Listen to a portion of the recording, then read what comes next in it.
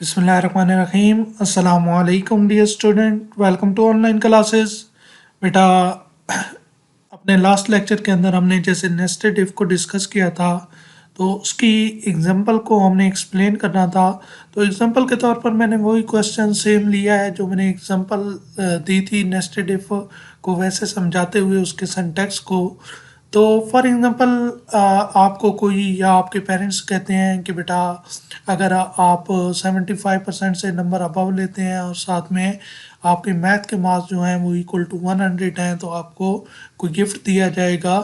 तो उसी को ही मैंने यहाँ पे ये लिख लिया है क्वेश्चन को। ये क्वेश्चन इस तरह भी हो सकता है, ये क्वेश्चन की वर्डिंग इस तरह भी हो सकती है। यानी ये भी ख्याल रखा करें कि क्वेश्चन की वर्डिंग चेंज हो सकती है, क्वेश्चन का जो सेंटेंस है या उसकी हर एक की क्वेश्चन बनाने की जो अपनी एक वे हो सकता है क्वेश्चन बनाने का।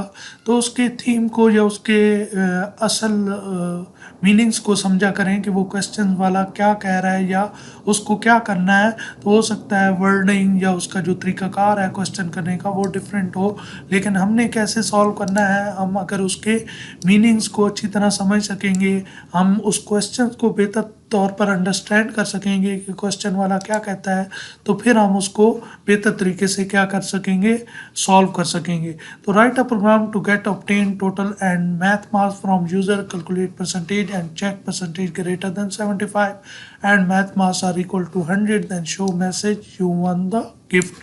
तो इसी तरह देखें कि यहाँ पे ज़रा डिटेल के साथ उसको क्वेश्चन दिया गया है जिसमें बहुत सारी चीज़ें क्लियर हो रही हैं, लेकिन हो सकता है कि वो इतनी डिटेल से ये क्वेश्चन ना दे। जैसे यहाँ पे कह रहा है कैलकुलेट मास परसेंटेज। अब देखें कि आपको पता है कि मास परसेंटेज कैसे कैलकुलेट होती है, उसमें हमें ऑब्टेन मास चाहिए होते हैं, टोटल मास चाहिए होते हैं। अब देखें यहाँ पे जैसे उसने ये भी मेंशन नहीं किया कि ये वैल्यू यूज़र देगा या ये वैल्यू आपने खुद से लेनी है। तो ये डिपेंड करता है कि आप ये वैल्यूज़ क्या करें, यूज़र से लें क्वेश्चन हल करते हुए, या खुद से आप क्या कर दें, कोई वैल्यू असाइन कर दें। तो ये भी हो सकता है, लेकिन बेहतर होता है कि आप यूज़र से ही वैल्यू लें। या यहाँ पे वो कहता है कि वैल्यूज़ इंटर बाय यूज़र, तो फिर लाजमी बात है हमें यूज़र से ही वैल्यू लेनी पड़ती। तो उसके बाद यहाँ पे ये है कि कैलकुलेट मास परसेंटेज, और फिर वही बात कि आपने चेक करना है कि 75% से अबव होनी चाहिए परसेंटेज और मास इक्वल टू 100 होने चाहिए। तो उसको क्या होगा, मैसेज डिस्प्ले होगा कि congratulation you won the gift. तो इस तरह हमने क्या करना है, इसको सॉल्व करना है। तो क्वेश्चंस का जो सिनेरियो है वो जिस तरह भी हो, हम क्वेश्चन को अगर बार बार पढ़ें तो उसकी हमें समझ आ सकती है, और हम थोड़ा सा रफ वर्क कर लें कि कितने नंबर ऑफ वेरिएबल हमें रिक्वायर्ड होंगे, फिर उनके बाद हमें क्या क्या कंडीशंस लगानी पड़ेंगी। तो ये रफ वर्क कर लिया करें। जैसे चाहे क्वेश्चन की स्टेटमेंट ऐसे हो या ऐसे हो, तो आप देखेंगे यहाँ पे हमें क्लियर समझ आ रही है कि मास परसेंटेज कैलकुलेट करने के लिए हमारे पास ऑब्टेन मास और टोटल मास होने चाहिए। जैसे कोई आपको कहता है कि शरबत ले आओ, तो आपको पता है कि शरबत के अंदर क्या क्या चीज़ें आपने डालनी है। यानी शरबत अगर आपने बना कर लाना है या जूस बना कर लाना है, तो आपको वो रिक्वायर्ड चीज़ें चाहिए होंगी, उसी से ही शरबत या जूस बनेगा। तो इसी तरह यहाँ पे जैसे वो आपको कह रहा है कि मास परसेंटेज कैलकुलेट करें, तो आपको मास परसेंटेज कैलकुलेट करने के लिए वो रिक्वायर्ड जो भी आपको वैल्यूज़ हैं वो चाहिए होंगी। तो अगर आप करना चाहते हैं, तो जैसे मुझे यहाँ पे इस क्वेश्चन को पढ़ें तो ज़्यादा क्लियर होता है, वरना आप इसको भी अगर आपकी प्रैक्टिस हो तो आप खुद से समझ सकते हैं कि कितने नंबर ऑफ वेरिएबल कहाँ पे चाहिए। तो देखें यहाँ पे अगर इसको पढ़ें तो हमें ऑब्टेन मास के लिए एक चाहिए, एक टोटल मास के लिए चाहिए, और एक हमें परसेंटेज जिसमें हम कैलकुलेट करके रखेंगे वो हमें वेरिएबल चाहिए, और एक हमें मैथ के मास के लिए वेरिएबल चाहिए। तो 4 वेरिएबल हमें अभी तक समझ आती है कि हमें वेरिएबल चाहिए। तो एक हमें चाहिए किसके लिए, ऑब्टेन मास के लिए, एक हमें चाहिए टोटल मास के लिए। आप बेहतर है कि इसको फुल ले लें ऑब्टेन मास, या आप इसको शॉर्ट करके भी ले सकते हैं। जैसे ऑब्टेन को पूरा ऑब्टेन ना लिखें, इस तरह लिख लें, ठीक है। टोटल को पूरा ना लिखें, इस तरह लिख लें। तो वेरिएबल नेम आप किसी तरह भी रख सकते हैं, लेकिन मीनिंगफुल होने चाहिए। यानी वेरिएबल नेम हमेशा ऐसे रखने चाहिए जिससे वेरिएबल का नेम पढ़ते ही समझ आ जानी चाहिए कि इसके अंदर कौन सी वैल्यू स्टोर की जा रही है। उसके बाद परसेंटेज है, तो परसेंटेज आप ले लें, या आप इसको भी शॉर्ट लेना चाहते हैं तो इस तरह ले लें। उसके बाद परसेंटेज के बाद हमने कहा था कि हमें एक मैथ के मार्क्स के लिए चाहिए, तो मैथ के मार्क्स के लिए हम एक वेरिएबल ले लेते हैं। तो ये हमारे पास क्या हो गए, चार वेरिएबल हो गए जो हमने यूज़ करने हैं। फिर इसके बाद हमें इनकी डेटा टाइप का पता होना चाहिए कि कौन सा जो वेरिएबल है वो किस टाइप का होगा। तो अगर हम बात करें ऑब्टेन मार्क्स की, तो ऑब्टेन मार्क्स जैसे हम देखते हैं कि हमारे पास पॉइंट्स में वैल्यू नहीं होती, ये हमारे पास हमेशा डिस्क्रीट वैल्यूज़ होती हैं। तो उसके लिए हम क्या करते हैं, इसको इंटीजर ले लेते हैं, क्योंकि हमें पता है कि विदाउट डेसिमल पॉइंट वैल्यू के लिए हम इंटीजर को यूज़ करते हैं। टोटल मास के लिए भी सेम है कि हमें इंटीजर के अंदर ही इसको लेना चाहिए। उसके बाद परसेंटेज है, ये हमारी पॉइंट्स के अंदर होती है, लेकिन इसको भी हम राउंड करके लिख देते हैं। यानी अक्सर आप डिग्रीज के ऊपर देखते हैं या रिजल्ट कार्ड के ऊपर देखते हैं तो पॉइंट्स के अंदर परसेंटेज को नहीं लिखा जाता, बल्कि आप क्या करते हैं उसको राउंड करते हैं। तो हम इसको भी क्या कर लेते हैं, इंटीजर ही ले लेते हैं। उसके बाद मैथ मार्क्स भी हमारे किस में होंगे, इंटीजर में होंगे। तो चारों के चारों जो वेरिएबल्स हैं वो इंटीजर में होंगे। फिर उसके बाद अगर आप बात करें कंडीशंस की, तो यहाँ पे हमें समझ आती है कि दो कंडीशंस हैं। एक है जिसमें 75% अबव मार्क्स होने चाहिए, और दूसरी कंडीशन है कि मैथ के मार्क्स जो हैं वो इक्वल टू 100 होना चाहिए। तो इसका मतलब है दो हैं। एक तो हम जो परसेंटेज कैलकुलेट करेंगे उसको चेक करना है कि वो 75 से अबव है या नहीं। तो एक तो ये कंडीशन बनती है, और दूसरी कंडीशन क्या बनती है इसके साथ, दूसरी कंडीशन ये बनती है, एंड दूसरी कंडीशन है मैथ मास इक्वल टू 100। तो इस तरह, यानी दूसरी कंडीशन, क्योंकि प्रोग्रामिंग के अंदर इक्वल टू हम इस तरह लिखते हैं, तो प्रोग्रामिंग वाला ही इक्वल टू साइन जो है, सिंबल जो है उसको यूज़ करते हैं। तो डबल इक्वल टू को आप करेंगे तो मैथ इक्वल टू 100। तो मैथ, सॉरी, हमने वेरिएबल लिया हुआ है मैथ मास, तो मैथ मास इक्वल टू 100। तो ये दोनों कंडीशन ट्रू होंगी तो तभी हम उसको क्या करेंगे, ये वाला मैसेज डिस्प्ले करवाएंगे कि आपने गिफ्ट तो ये दोनों कंडीशन ट्रू होंगी तो उसको ये वाला मैसेज डिस्प्ले होगा, जिसके अंदर होगा कि आपने अपना गिफ्ट जीत लिया है। तो इसको हम, अगर आप देखें कि जैसे अभी हमने नेस्टेड इफ की थी, तो हमने कहा था उसके अंदर हम दो कंडीशन लगा सकते हैं, यानी किसी स्टेटमेंट को दो कंडीशन के अंदर रख सकते हैं। तो वो कैसे रख सकते हैं, हमें सिंटैक्स अगर दोबारा देखना है तो आप सिंटैक्स देख सकते हैं। दोबारा सिंटैक्स देखना हो तो ये सिंटैक्स है नेस्टेड इफ का, ये देखें कि इफ़ कंडीशन और फिर इफ़ कंडीशन और स्टेटमेंट। तो जब ये वाली भी कंडीशन ट्रू होगी और ये वाली कंडीशन भी ट्रू होगी, बेशक आप इसको कॉपी करके यहाँ से ले आए। आप भी अपनी हैंडबुक से क्या कर सकते हैं, जहाँ पे आपने नोट किया हो, जो नोट्स बनाए हो, वहाँ से देख के बेशक लिख लीजिएगा। तो आप यहाँ पे देखें कि यहाँ पे हमारी पहली कंडीशन आनी है, और यहाँ पे दूसरी कंडीशन, और यहाँ पे स्टेटमेंट आएगी। तो पहली कंडीशन क्या है कि हमने परसेंटेज को चेक करना है, ग्रेटर देन 75 होनी चाहिए। दूसरी कंडीशन हमने क्या चेक करनी है कि मैथ मास इक्वल टू 100 होने चाहिए। और उसके बाद हमारी स्टेटमेंट क्या है, जो मैसेज हमने डिस्प्ले करवाना है वो ये है, congratulation you won the gift. तो इसको हम स्टेटमेंट की जगह लिखेंगे। तो इसका मतलब है हमारा पूरा प्रोग्राम यहाँ पे हमने एक किस्म का उसका सारा का सारा जो लॉजिक है और उसको हमने यहाँ पे सॉल्व कर लिया है। जस्ट हम उसको सी लैंग्वेज के मुताबिक इम्प्लीमेंट करते हैं। तो उसके लिए इम्प्लीमेंट करने के लिए हम इधर आते हैं। तो सबसे पहले हम वेरिएबल की डिक्लेरेशन करते हैं। मैं साथ में कमेंट्स भी दे देता हूँ।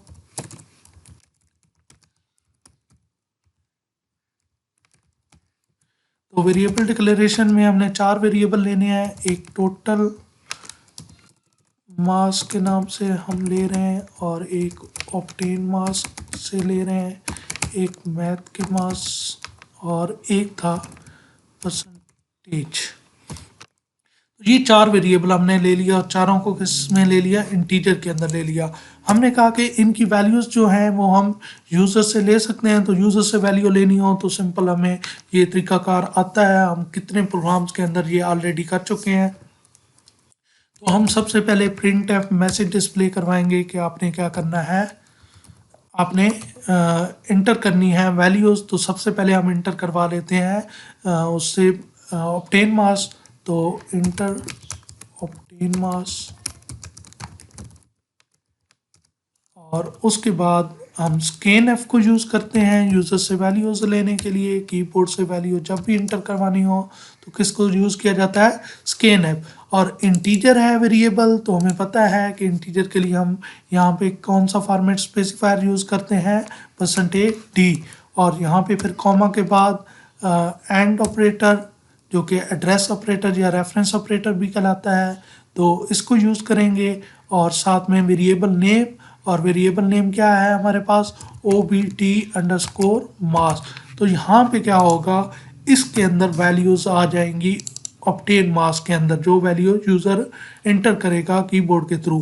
यही लाइंस हमने क्या करनी है, सेम रिपीट करनी है, किसके लिए, टोटल मास के लिए भी और मैथ मास के लिए भी। तो टोटल मास मैंने कॉपी पेस्ट कर लिया टाइम सेव करने के लिए। तो यहाँ पे OPT की जगह यहाँ पे क्या आ जाएगा, TOT टोटल, और यहाँ पे क्या आ जाएगा, मैथ, और यहाँ पे क्या आ जाएगा, मैथ मास। ये आप बता सकते हैं, हिंट दे सकते हैं उसे कि 0 to 100, यानी वो 0 to 100 वैल्यू दे। तो ये आप चाहे तो साथ में लिख सकते हैं। अब इसके बाद हमने क्या करना है, परसेंटेज को कैलकुलेट करना है। तो परसेंटेज कैलकुलेट करने के लिए हमें ऑलरेडी पता है कि किस तरह कैलकुलेट की जाती है। तो हमें परसेंटेज का जो भी हमने वेरिएबल लिया हुआ है वो वेरिएबल हम यहाँ पे लिखेंगे, और फिर उसके बाद असाइनमेंट ऑपरेटर, इससे वैल्यू इसको असाइन होगी, और यहाँ पे हम वो फार्मूला लिख देंगे जिसके थ्रू परसेंटेज कैलकुलेट होती है। तो हमें पता है कि किस तरह कैलकुलेट होती है।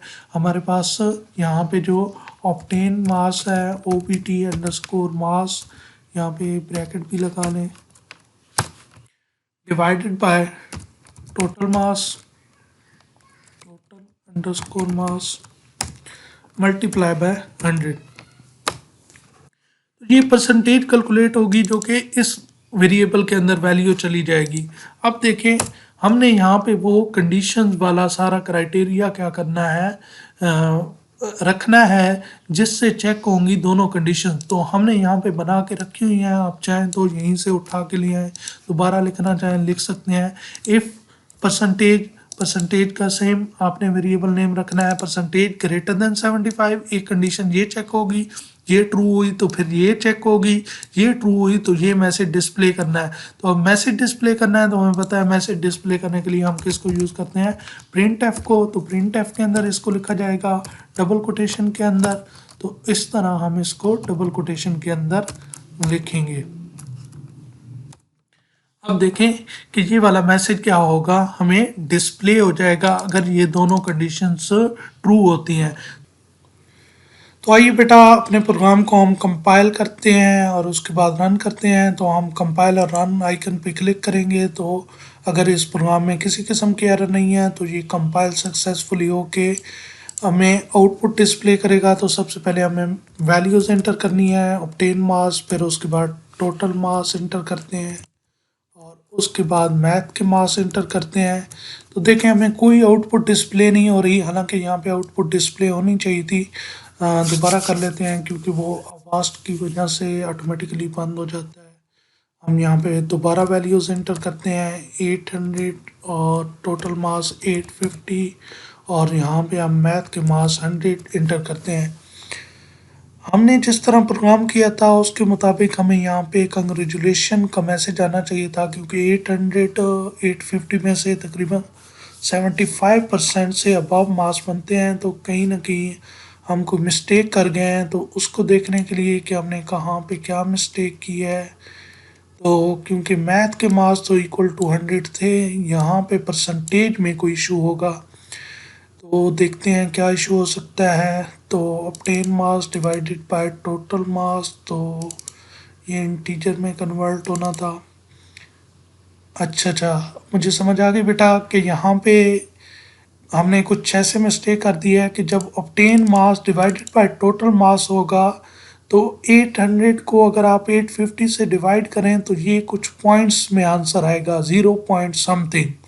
यानी मैं यहाँ पे कैलकुलेटर ओपन कर लेता हूँ और उस पे ये प्रोसेस करके देख लेता हूँ, ये ऑपरेशन करूँगा तो आपको समझ आ जाएगी कि मैं एक्चुअल यहाँ पे क्या कहना चाहता हूँ या यहाँ पे हमारी क्या मिस्टेक है।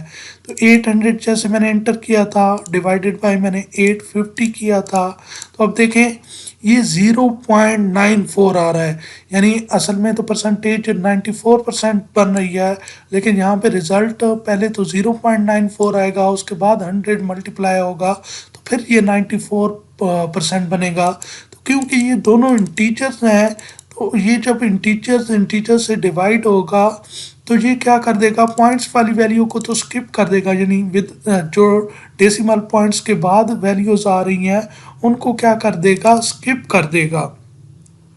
तो इस तरह फिर हमारी क्या होगी, हमारे पास ज़ीरो रह जाएगा और ज़ीरो मल्टीप्लाई 100 होगा तो ज़ीरो होगा और ज़ीरो ग्रेटर देन 75 नहीं होगा। हमें यहाँ पे क्या चाहिए, 94% चाहिए। तो इसके लिए हमें क्या करना पड़ेगा, पहले 100 को मल्टीप्लाई करना पड़ेगा, फिर टोटल मास को डिवाइड करेंगे तो फिर हमारे पास जो कोशंट है वो 94 आएगा। तो फिर कोशंट जो है वो क्योंकि पॉइंट से यानी डेसिमल पॉइंट से पहले वैल्यू होगी, अगर आप उसे फ्लोटिंग में भी लेके जाते हैं तो वो वैल्यूज़ किस में चली जाएगी, परसेंटेज में चली जाएगी। तो इस तरह हमें क्या करना पड़ेगा, पहले मल्टीप्लाई 100 करना पड़ेगा, तो हमारा आंसर क्या हो जाएगा, ठीक हो जाएगा। यहाँ पे मल्टीप्लाई 100 कर लेता हूँ और फिर डिवाइडेड बाय टोटल मास करता हूँ, यानी मैंने कुछ यूं किया है कि पहले मैं क्या करूँगा, अब देखें यहाँ पे मुझे सिर्फ ज़ीरो आ रहा था इस परसेंटेज में, क्योंकि पॉइंट्स वाली वैल्यूज़ तो आएंगी नहीं क्योंकि ये इंटीजर टाइप था। तो ज़ीरो मल्टीप्लाई 100 होता था तो ज़ीरो। अब मैंने क्या किया है कि अब मैंने कहा है कि मैं यूँ करूँगा कि 800 मल्टीप्लाई बाय 100 और फिर डिवाइडेड बाय क्या करूँगा, 850। तो आप देखें मुझे क्या रिटर्न होगा, 94 पॉइंट समथिंग। तो 94 ऑटोमेटिकली किस में चला जाएगा, परसेंटेज में चला जाएगा। तो मैं मल्टीप्लाई 100 इसको पहले कर लेता हूँ तो मेरा ये वाला प्रॉब्लम सॉल्व हो जाएगा। मैं इसको दोबारा कंपाइल और रन करता हूँ और देखता हूँ कि रिज़ल्ट हमारा ठीक अब आ रहा है। तो अब इसको मैंने कंपाइल और रन किया, उसके बाद मैंने यहाँ पे वैल्यूज़ एंटर की और उसके बाद मैथ की उसी तरह मैंने 100 इंटर की वैल्यू। अब देखें, congratulation you won the gift, हमें मैसेज डिस्प्ले हो गया। तो हमें समझ आ गई कि हमारी मिस्टेक कहाँ पे थी। अब ये हम यहाँ पे वैल्यूज़ चेंज कर लेते हैं कि यहाँ पे वैल्यूज़ चेंज करके लिखते हैं तो फिर क्या होता है, जैसे मैं 75% से अभी अबव भी रखूँगा, लेकिन मैथ के मार्क्स जो हैं वो मैं 100 नहीं करूँगा। तो यहाँ पे देखें 800 और यहाँ पे मैंने इंटर किया 850, तो ये तो 94% बन गए, लेकिन मैथ के मार्क्स मैंने क्या कर दिए, 100 से कम कर दिए, फॉर एग्जांपल 98 कर देता हूँ। तो अब देखें मुझे मैसेज डिस्प्ले नहीं हो रहा, अब वो congratulation you won the gift वो मैसेज डिस्प्ले नहीं हो रहा। तो इसका मतलब है हमारी दूसरी कंडीशन क्या हो गई है, फॉल्स हो गई है। तो जैसे ही दूसरी कंडीशन ये वाली फॉल्स हुई है तो हमारी ये वाली कंडीशन फॉल्स हुई है, तो ये वाली स्टेटमेंट एग्जीक्यूट नहीं हुई, क्योंकि ये स्टेटमेंट जो थी इन दोनों कंडीशंस का हिस्सा थी। तो ये वाली कंडीशन तो ट्रू हो गई थी, लेकिन ये वाली कंडीशन क्या हो गई थी, फॉल्स हो गई थी। अब देखते हैं कि क्या वाकई यहाँ पे ये वाली कंडीशन ट्रू होती है, तो फिर ये इस ब्लॉक के अंदर आता है, और फिर ये कंडीशन फॉल्स होती है तो तभी ये स्किप होती है। तो इसको कंफर्म करने के लिए आप क्या करें, इस कंडीशन की अंदर एक और स्टेटमेंट लिख दें, यानी इस कंडीशन का हिस्सा एक और स्टेटमेंट बना दें। अब देखिए यहाँ पे एक और स्टेटमेंट लिख रहा हूँ प्रिंट एफ, और यहाँ पे मैं डिस्प्ले करवा देता हूँ परसेंटेज। तो percentage of mass is percentage T comma, आप वेरिएबल नेम लिख देंगे जो भी आपका है, यहाँ से भी कॉपी कर लें।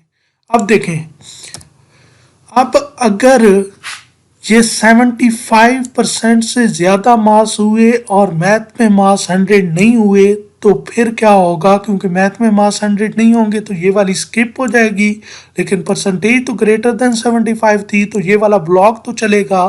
तो फिर ये प्रिंट एफ चलेगी, क्योंकि ये प्रिंट एफ इस इफ कंडीशन का हिस्सा नहीं है, इनर इफ कंडीशन का हिस्सा नहीं है। इसका हिस्सा तभी बन सकती है जब ब्लॉक बना देंगे यहाँ से लेकर यहाँ तक, ये ब्लॉक के अंदर दोनों स्टेटमेंट कर देंगे तो फिर ये दोनों इनर इफ का बन जाएंगी हिस्सा। लेकिन हमने ब्लॉक नहीं बनाया हुआ, तो इनर इफ जो है उसका जो हिस्सा है वो जस्ट ये पहली स्टेटमेंट उसका हिस्सा है, ये जो दूसरी स्टेटमेंट है ये आउटर इफ का हिस्सा है, यानी इस इफ का, इस इफ कंडीशन के ट्रू होने पे ये चल सकती है, चाहे ये फॉल्स भी हो जाए।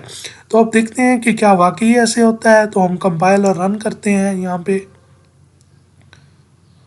तो मास मैं उसी तरह 75% से ग्रेटर रखूँगा, तो मैं यहाँ पे 775 कर लेता हूँ, ये भी तकरीबन 75% से ग्रेटर ही बनेंगे।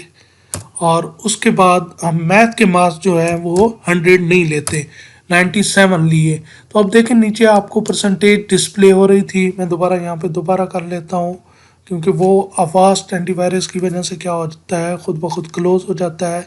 तो हम क्या करते हैं, तब दोबारा वही वैल्यूज़ दे देते हैं 775, और उसके बाद हम क्या करते हैं 850 टोटल, और यहाँ पे मैथ के मार्क्स दे देता हूँ 97। तो अब देखें परसेंटेज ऑफ मास इज़ 91, लेकिन हमें ये वाला मैसेज डिस्प्ले नहीं हुआ कंग्रेचुलेशन वाला, क्योंकि उसने सबसे पहले परसेंटेज को चेक किया। परसेंटेज आप 775 पे चेक करें तो वो 75% से ग्रेटर है, तो ये एग्जीक्यूट, ये वाली सॉरी जो कंडीशन है ये ट्रू हो गई, तो इस ब्लॉक के अंदर वो इंटर हो गया। फिर जैसे ही उसने दूसरी कंडीशन चेक की, math underscore marks equal to 100, तो वो 97 इक्वल टू 100 नहीं था, कंडीशन फॉल्स थी। तो congratulation you won the gift, ये वाली स्टेटमेंट क्या हो गई, स्किप हो गई। लेकिन अब उस ब्लॉक के अंदर क्योंकि ये इंटर हो चुका है, तो उस ब्लॉक में पड़ी बाकी स्टेटमेंट चलेंगी। तो नेक्स्ट स्टेटमेंट थी print F percentage of the mass is percentage की वैल्यू, तो परसेंटेज ऑफ मास इज 91, तो 91 परसेंटेज वो क्या हो गई, डिस्प्ले हो गई। अब देखें कि अगर हम यहाँ पे करते हैं कि 100 मास इंटर कर देते, तो फिर याद रखिएगा क्योंकि दोनों कंडीशन ट्रू होंगी, तो ये वाली स्टेटमेंट भी आपकी एग्जीक्यूट होगी, यानी congratulation you won the gift, और उसी लाइन पे फौरन आगे स्टार्ट हो जाएगा percentage of the mass is percentage D. आप चाहे तो यहाँ पे स्लैश एन लगा दें ताकि ये वाली फिर न्यू लाइन पे आए, यहाँ पे स्लैश एन डालेंगे तो फिर ये क्या होगा कि ये वाली स्टेटमेंट क्या होगी, न्यू लाइन पे चली जाएगी। ये आप लोगों ने खुद से लिखना है और इस तरह भी रन करके चेक करना है कि क्या वाकई ऐसा होता है कि जब हम यही वैल्यूज़ एंटर करते हैं और साथ में मैथ के मार्क्स 100 एंटर करते हैं, तो फिर congratulation you won the gift, और फिर न्यू लाइन पे परसेंटेज ऑफ मास डिस्प्ले होता है। तो ये दोनों क्या होंगी, डिस्प्ले होंगी जब दोनों कंडीशन ट्रू होंगी।